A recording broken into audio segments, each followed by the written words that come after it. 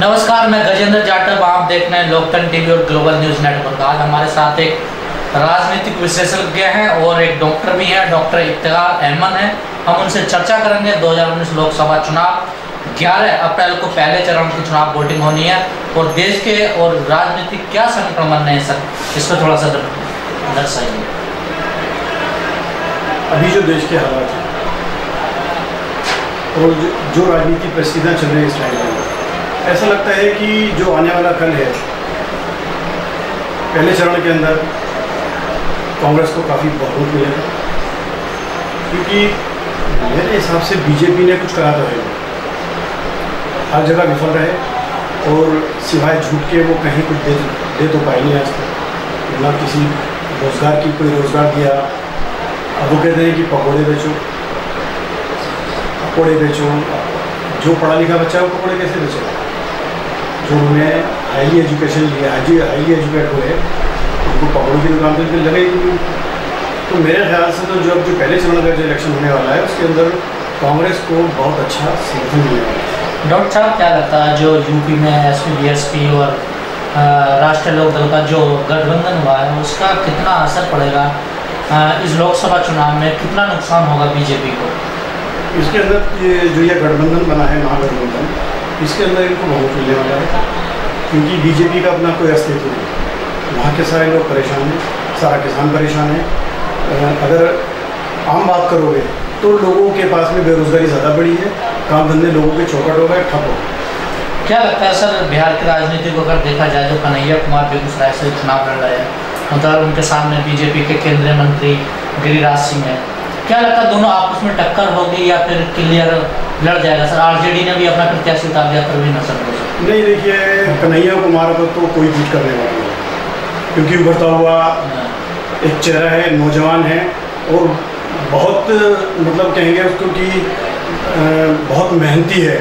वो अपने JNU time से ही, जब वो प्रेसिडेंट था तभी से संघर्ष कर रहा है और वो आम लोगों की बात करता है, राजनीति की कोई बात ही नहीं करता। लेकिन उससे लगता है कि वो गिरिराज जी उनके आगे, डॉक्टर कन्हैया कुमार के आगे मुझे लगता नहीं है कि गिरिराज जी या दूसरे जो हैं वो उनके आगे सामने टिक पाएंगे। डॉक्टर साहब, क्या लगता है इस देश में मुस्लिमों की आबादी लगभग 20 से 25 करोड़ आबादी है, एक बहुत बड़ी आबादी है।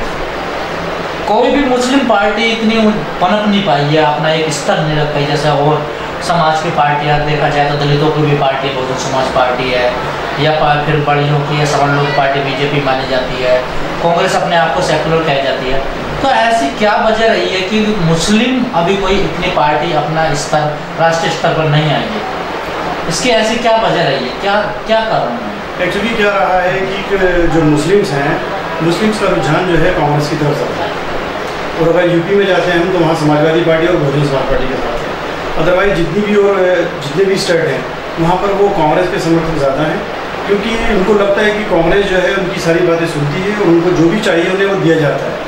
अभी जैसे बीजेपी आई थी, बीजेपी ने ऐसा कुछ नहीं करके दिखाया कि मुस्लिम जो है वो बीजेपी की तरफ आकर्षित होते हैं। क्या लगता है बीजेपी के 5 साल पूरे होने को हो चुके हैं, अब चुनाव का टाइम है, जो बीजेपी ने वो जो वादे करे थे उन वादों को देखकर आज का युवा वोट डालने जाएगा या फिर वही हिंदू मुस्लिम की बहस को देखकर? क्या है कि अब इनके पास में हिंदू मुस्लिम का मुद्दा भी ख़त्म हो चुका है, इनके पास देने के लिए कुछ नहीं। 5 साल इनके पूरे हो गए।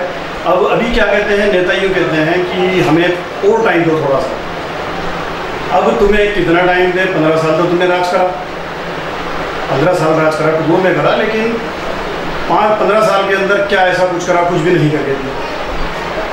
आम जनता परेशान, जो एजुकेटेड बच्चे निकल के आ रहे हैं वहाँ कुछ नहीं। मतलब कहने का यह है कि बीजेपी के पास में कुछ भी नहीं देने के लिए, सिर्फ वो वादे करते रहे, झूठ बोलते रहे, जिसकी वजह से वो फिट बैठे हुए थे। और डॉक्टर साहब, हर सरकारें आती हैं, इतने हजारों लाखों योजनाएं बनाती हैं, कोई भी सरकार आती है कि गरीबी को हटाएंगे, लेकिन गरीबी अपनी की अपनी जगह है सर। इतनी इन योजनाओं को क्या फ़ायदा फिर गरीबी नहीं हटती है सर? एक्चुअली क्या है कि हमारा देश 125 करोड़ की आबादी है। अब जब से कांग्रेस ने राज करना शुरू करा, ऐसा नहीं है कि कांग्रेस ने बहुत कुछ समेट दिया। अभी गरीबी जो है वो कितनी रह गई? 22% के आसपास। धीरे धीरे वो भी ख़त्म हो जाएगी। कोशिश में लगे हुए हैं, कर रहे हैं। ऐसा नहीं है अब 22% 70 साल के अंदर कर दिया, जो देना था बहुत कुछ दिया, ऐसा नहीं है। हाँ, रहा जो बचा कुचा है उसे भी पूरा करने की कोशिश की जाएगी। और कांग्रेस अपने पूरा संकल्प के साथ में इस बार जो इनका मैनिफेस्टो आया है बहुत लाजवाब आया है, गरीबों के लिए है, किसानों के लिए है। जैसे उन्होंने किसान बजट बनाया, पहले कभी नहीं बना किसान बजट, उस किसान बजट से किसानों को बहुत फ़ायदा होगा।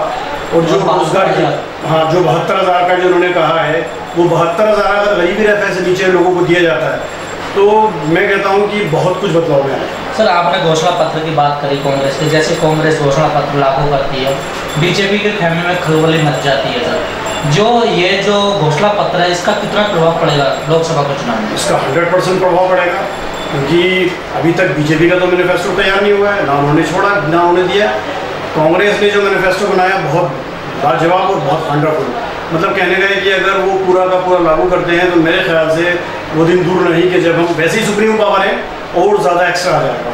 सर, आप दिल्ली की राजनीति को कैसा देख रहे हैं यार? 7 लोकसभा सीट है सर, 7 में क्या लगता है, आम आदमी भी है, कांग्रेस भी है साइड में, बीजेपी भी, क्या कांग्रेस और आम आदमी पार्टी का गठबंधन होगा एक साथ चुनाव लड़ने, या फिर अलग अलग होगा? देखिए, अगर गठबंधन होता है तो बहुत बढ़िया बात है। गठबंधन होने से ये होगा कि दोनों मिलकर लड़ेंगे तो तीसरे को मौका नहीं मिलेगा, और अगर ये दोनों अलग अलग लड़े तो तीसरे को मौका मिलेगा नहीं। लेकिन लगता ऐसा है क्योंकि लोग अवेयर हो गए हैं, कारोबार है नहीं, लोग जान गए हैं, पहचान गए। मुझे लगता नहीं है कि कहीं धरातल के ऊपर बीजेपी का कहीं कोई अपना अस्तित्व है। रहा आम आदमी पार्टी का, वो कर रही है, धीरे धीरे कर रही है, क्योंकि वो जो हमारे जो मुख्यमंत्री जी हैं वो ये बोलते हैं कि अगर उनके पास में कोई प्लानिंग आती है तो वो कहते हैं कि हमें सरकार पैसा नहीं दे रही। अगर सरकार पैसा नहीं दे रही, आप चुने हुए हो, प्रतिनिधि हो, वो आप देखोगे, आपको जनता सजेस्ट नहीं करेगी। वो जो आप बार बार कहते हो कि जनता हमें सजेस्ट करे, जनता हमें सजेस्ट करे, जनता क्यों सजेस्ट करेगी? जनता ने आपको चुना, जनता को लगा कि आप कुछ बदलाव लाओगे, लेकिन ऐसा कुछ लगा नहीं कि आपने कोई बदलाव किया।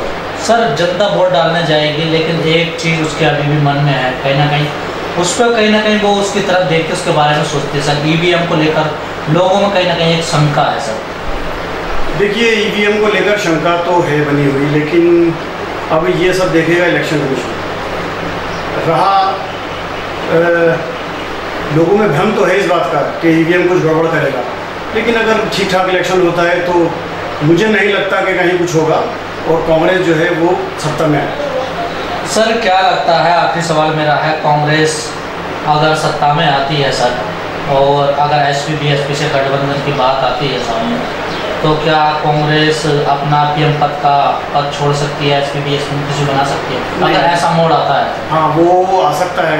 ऐसा नहीं है कुछ भी। जब ये इलेक्शन जो हुआ है इसके अंदर ऐसा कुछ नहीं है।